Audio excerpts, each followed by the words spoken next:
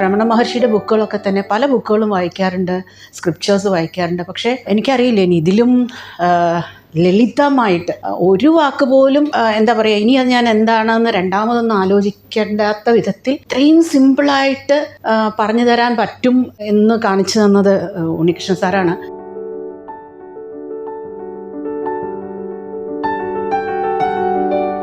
എനിക്ക് പ്രത്യേകിച്ച് പറയാൻ സാറിൻ്റെയും മാഡത്തിൻ്റെയും അനുഗ്രഹ ബുദ്ധിയെ ഞാൻ ആദരിക്കുന്നു.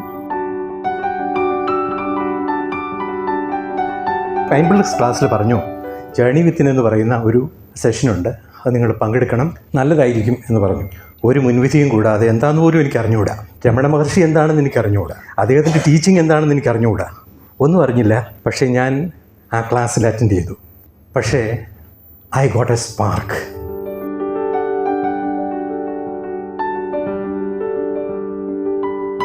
ജേണീയത്തിന് ഒത്തിരി ആഗ്രഹിച്ചിരുന്നു. ഒരുപാട് എന്താ പറയുന്നത്, ഈ സാറിൻ്റെ 2 ക്ലാസ്സിനും ഞാൻ ആഗ്രഹിച്ചിരുന്നു വരാൻ. പക്ഷേ വരാൻ കഴിഞ്ഞില്ല. പക്ഷേ ഇപ്പോഴും വരാൻ കഴിയുമെന്ന് പ്രതീക്ഷിച്ചതല്ല.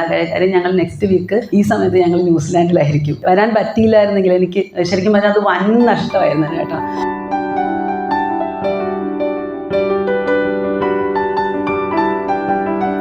ആദ്യമായിട്ട് പറയാനുണ്ട്, ഇനി വീട്ടിൽ ഞാൻ തിരിച്ചു വരുമ്പോൾ എൻ്റെ വൈഫ് അറിയുമെന്ന് എനിക്ക് ഒരു സംശയമായി തുടങ്ങി സാറേ. ഞാൻ തന്നെ മാറിയിട്ടുണ്ടെന്ന് എനിക്കറിയാം. എൻ്റെ ജോലി എല്ലാ തരത്തിലും എൻ്റെ പെരുമാറ്റങ്ങളിലൊക്കെയും മാറ്റം വന്നിട്ടുണ്ട്. എൻ്റെ വൈഫൊക്കെ പറയാറുണ്ട്, മനോജ് കുറച്ച് മാറിയിട്ടുണ്ട്. എനിവേ, ഇത് 2ാമത്തെ ഒരു ജന്മം പോലെ എനിക്ക് തോന്നുന്നത് സാർ. ശരിക്കും പറഞ്ഞാൽ ഇങ്ങനൊരു അനുഭവം ജീവിതത്തിൽ ഉണ്ടായിട്ടേ ഇല്ല.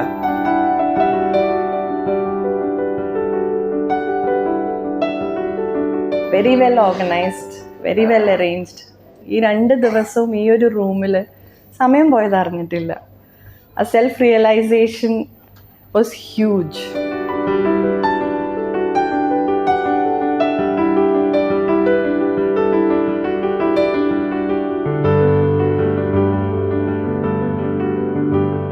കഴിഞ്ഞ കുറച്ച് മാസങ്ങളിലൊക്കെ യോഗയും പഠനമൊക്കെ ആയിട്ട് ഹിമാലയത്തിൽ അവിടെയൊക്കെ ആയിരുന്നു. പക്ഷെ അവിടെയൊക്കെ ഞാൻ ഈ പറയുന്ന പോലെ വേദാന്തത്തിൻ്റെ ഓരോ സന്യാസിമാരെ കാണും, അങ്ങനത്തെ ചോദ്യങ്ങൾ ചോദിക്കും. അവിടെയൊക്കെ ചോദിക്കുമ്പോഴും എനിക്ക് കിട്ടിയ ആൻസേഴ്സൊക്കെ ഒരു ഓർഡറിലല്ല എൻ്റെ ഉള്ളിൽ കിടന്നിരുന്നു. ഒരു പ്രാക്ടീസിന് പറ്റിയിട്ട് മെഡിറ്റേഷൻ കാര്യങ്ങളൊക്കെ ചെയ്യുന്നുണ്ടായിരുന്നു. പക്ഷെ എനിക്ക് ഒത്തിരി ക്വസ്റ്റ്യൻസ് ഉണ്ടായിരുന്നു.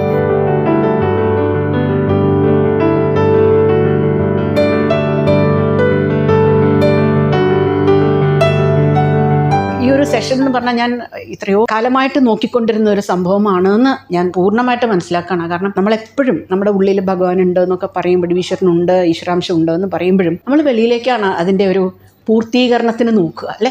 അവിടെ നിന്ന് നമ്മളെ സാറ് വീണ്ടും ആ കൈ പിടിച്ച്, 10ാമൻ്റെ കൈ പിടിച്ച് തിരിച്ചു വെച്ച മാതിരി നമ്മളിലേക്ക് തന്നെ തിരിച്ചു വെച്ച് ഇങ്ങടേക്ക് തന്നെ നോക്കിയാൽ മതി എന്നുള്ളൊരവസ്ഥയിലേക്ക് ഈ 1.5 ദിവസമല്ല 2 ദിവസം കൊണ്ട് എത്തിക്കുക പറഞ്ഞു കഴിഞ്ഞാൽ അത് ഈശ്വരൻ തന്നെ സാറിനെ നമ്മുടെ മുമ്പിൽ കൊണ്ടുവെത്തിച്ചതാണെന്ന് ഞാൻ കരുതുന്നു.